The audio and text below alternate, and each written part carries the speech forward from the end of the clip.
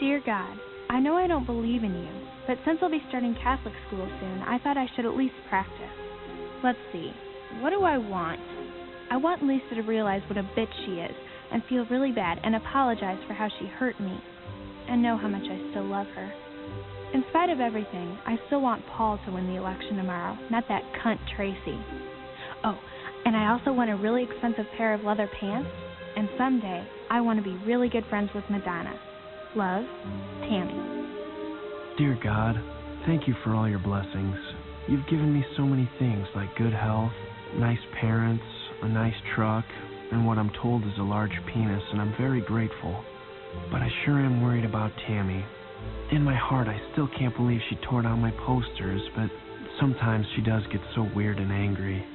Please help her be a happier person because she's so smart and sensitive, and I love her so much. Also, I'm nervous about the election tomorrow, and I guess I want to win it all, but I know that's totally up to you. You'll decide who the best person is, and I'll accept it. And forgive me for my sins, whatever they may be. Amen. Quería preguntarte sobre una cosa muy particular en Nebraska, el uso, recuerdo tu castellano, tu buen castellano, el uso de un recurso que se llama cortinillas para dar el paso del tiempo. Sí, cortinillas, wipes. Es que me encantan los wipes. Cortinilla se dice. Muy bien. Cortinilla, wipe. ¿Fue una elección de estilo, un hallazgo de montaje? Las tengo en todas mis películas. Las hay empezando precisamente en Election, hay cortinillas.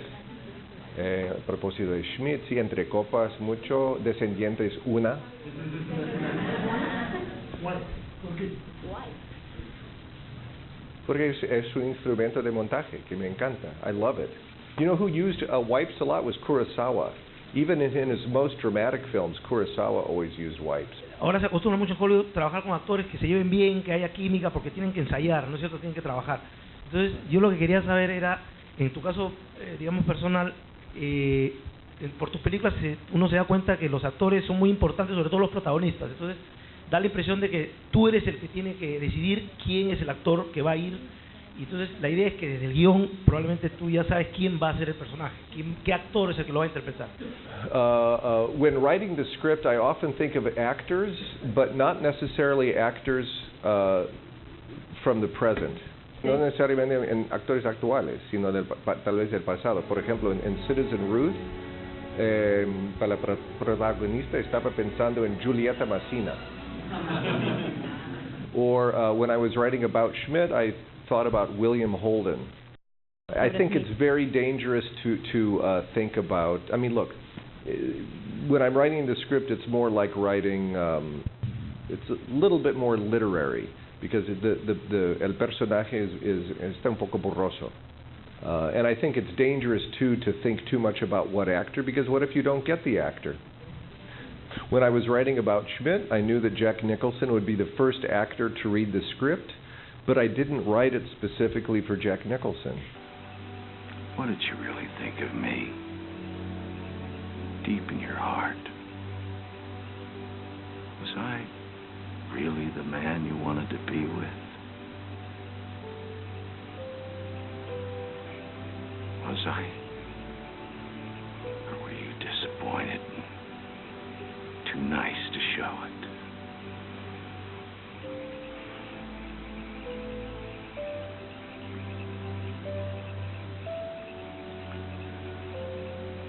I forgive you for Ray. I forgive you. It was a long time ago, and I know I wasn't always the king of kings.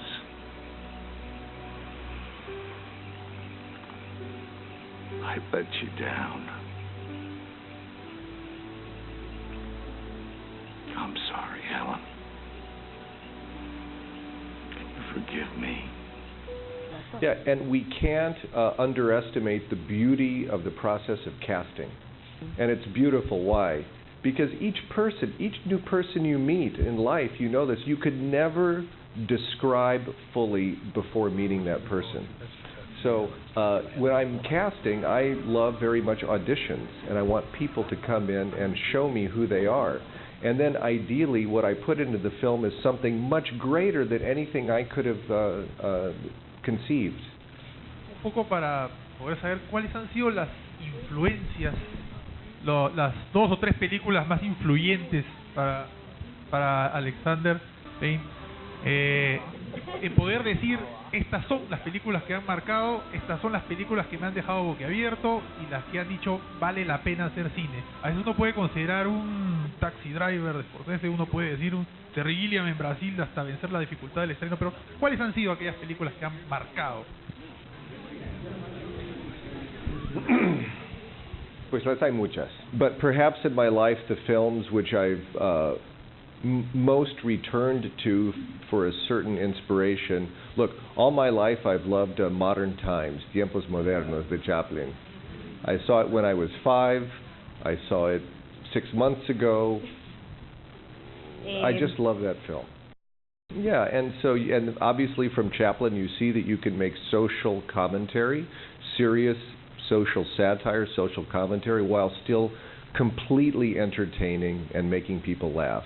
Later, when I was in university, I saw Viridiana de Buñuel, and that made a big impression on me. And I before seeing that film, I had not realized that film could be so feroz, so fierce. And then later in university, I saw for the first time The Seven Samurai, Los Siete Samurais. And I saw it at a time where I was deciding whether I would study cinema or journalism. And that really, it really made concrete my desire to study cinema. Decías que antes que cineasta eras cinéfilo, ¿verdad? Entonces quisiera saber un poquito más cómo estudias cinéfilo. Yeah, we were speaking about it before, how few directors really are cinephiles. It always surprises me. I was speaking with Mr. Bedoya before and saying, how can someone dedicate his or her life to the cinema and not be completely crazy in love with movies and want to watch movies all the time? I don't understand. On the other hand, Griffith, Murnau, they weren't cinephiles necessarily. They were inventing cinema, so who knows? Yeah. On the other hand, I don't think that my being a cinephile necessarily makes me a better director. Yeah. What it does give me, though, is, and this goes back to the question of influences. It's not like films really have a direct impact or influence on the films I make, but when you've seen a lot of films, it becomes a type of mental spice rack, varios aliños que tengo siempre en la mente. Yeah. And books. The last 2 books I read were, I was just in Greece, so I wanted to read books with a Greek theme. I read a book called The Magus by John Fowles. It's an English novel, which was made into a terrible film in the mid-60s. Yeah, pero horrible. Pero el libro está muy bueno. And then I was reading, another one of my favorite writers is Kazantzakis, who was un escritor griego, and so I was reading Freedom or Death by Kazantzakis. Muchísimas gracias a ustedes también. Y gracias por las preguntas.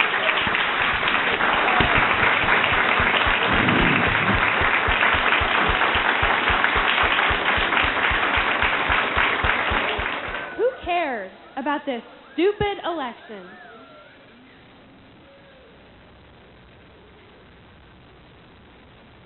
We all know it doesn't matter who gets elected president of Harvard.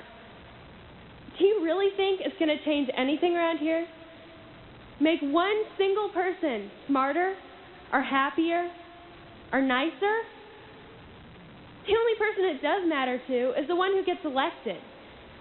The same pathetic charade happens every year, and everyone makes the same pathetic promises just so they can put it on their transcripts to get into college. So vote for me, because I don't even want to go to college, and I don't care. And as president, I won't do anything. The only promise I will make is that, if elected, I will immediately dismantle the student government so that none of us will ever have to sit through one of these stupid assemblies again.